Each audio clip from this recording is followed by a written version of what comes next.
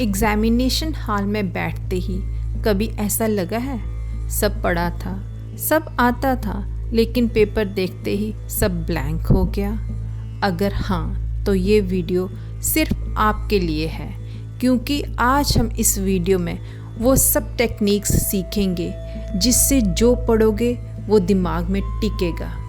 क्योंकि कमी तुम्हारी मेहनत में नहीं, तुम्हारे पढ़ने के तरीके में है।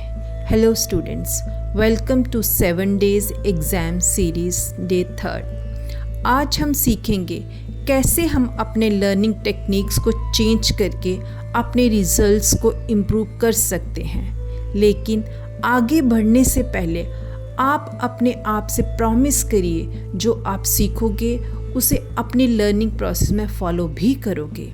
मैं गारंटी देती हूँ, अगर आप इन टेक्निक्स को 15 डेज़ ऑनेस्टी के साथ इम्प्लीमेंट करोगे, आप अपने रिजल्ट्स में डेफिनेटली इम्प्रूवमेंट पाओगे।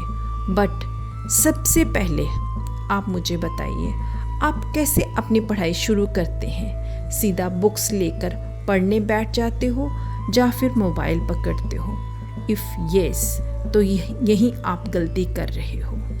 मैं पहले भी अपनी डे 1 वाली वीडियो में बता चुकी हूँ कि सबसे पहले हमें ब्रेन वार्म अप एक्सरसाइज करनी होती है, क्योंकि अगर दिमाग टायर्ड है, कंफ्यूज है, तो उसे कुछ भी याद नहीं होगा। इसलिए सबसे पहले 30 सेकंड्स अपने दोनों हाथों को आपस में रब करिए, फिर आइज़ क्लोज करके 5 टाइम्स गहरी सांस लो और मन में बोलो, I can focus, I can remember. ऐसा करने से माइंड स्टडी मोड पर आ जाता है। इसके बाद सेकंड टेक्निक जो आपने इम्प्लीमेंट करनी है वो है विजुअलाइजेशन। मतलब जो पढ़ो उसे सिर्फ शब्द मत समझो, उसकी पिक्चर बनाओ। ज्योग्राफी पढ़ रहे हो तो मैप इमेजिन करो, साइंस पढ़ रहे हो तो डायग्राम इमेजिन करो, मैथ्स कर रहे हो तो स्टेप्स को मूवी की तरह देखो। ब्रेन पिक्चर्स को कभी नहीं भूलता, कुछ भी पढ़ो उसकी विजुअलाइजेशन करो। नेक्स्ट टेक्निक जो है वो है पावर रीडिंग। कोई भी टॉपिक पढ़ते हो, 20 मिनट पढ़ो, 30 मिनट पढ़ो, उसे फिर खुद को समझाओ। अगर आप उसे खुद को समझा सकते हो तो मतलब वो आपका टॉपिक अच्छे से हो गया है। बट अगर आप नहीं समझा सकते हो तो मतलब अभी उसमें कमी है। अगेन, जब भी कोई टॉपिक शुरू करते हो तो सबसे पहले हेडिंग देखो, उस पर क्वेश्चन खुद ही पुट करो। फॉर एग्ज़ाम्पल, ये क्यों हुआ है, कैसे काम करता है, एग्ज़ाम में कैसे आ सकता है। उसके बाद पढ़ो। जब दिमाग आंसर ढूंढकर पढ़ता है तो वो भूलता नहीं है।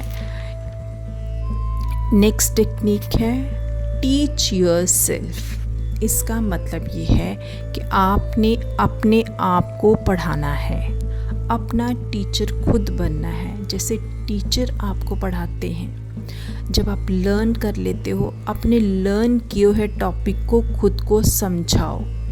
अगर आपने खुद को नहीं समझाना तो अपने दोस्तों को समझाओ। दूसरों को समझाने से आपकी लर्निंग परमानेंट होती है। जब तुम खुद टीचर बनते हो तो मेमोरी परमानेंट बनती है। नेक्स्ट रूल जो है वो है रिवीजन रूल। सबसे इम्पॉर्टेंट टेक्निक जो है वो है रिवीजन रूल, क्योंकि अगर सिर्फ एक बार पढ़कर लर्न कर छोड़ दो तो वो भूल जाता है।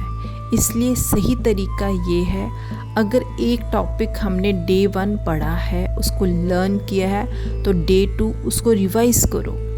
फिर डे 5 उसे हमने फिर रिवाइज़ करना है, डे 10 भी उसको रिवाइज़ करना है, डे 21 उसका रिवीजन डे होगा। उसके बाद फाइनल रिवीजन उसकी एग्ज़ाम्स से पहले होगी। हर बार गैप बढ़ता जा रहा है और बार बार रिवाइज़ करने से दिमाग समझ जाता है ये डिलीट नहीं करना है। नेक्स्ट टेक्निक जो है हमारी वो है वॉइस रिकॉर्डिंग। वॉइस रिकॉर्डिंग करने का मतलब है जो भी टॉपिक आपने लर्न कर लिया है, जब उसको आप अपने आप को सुना रहे होते हो, या फिर कोई टॉपिक जो आपको बहुत हार्ड लगता है, उस पर ये टेक्निक आप इम्प्लीमेंट कर सकते हो। आपने क्या करना है, उससे लर्न करते वक्त अपनी वॉइस को रिकॉर्ड कर लेना है। फिर जब आप रिवीजन करते हो उस वक्त अपनी ये रिकॉर्डिंग भी सुन लेनी है, लेकिन याद रखना ये रिवीजन के साथ करना है, रिवीजन का रिप्लेसमेंट नहीं है। इस वीडियो में मैंने आपको 6 टेक्निक्स बताई हैं जिससे आप अपनी मेमोरी बूस्ट कर सकते हो।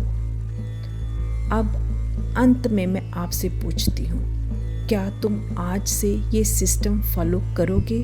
अगर हाँ, कमेंट करो, यस आई विल।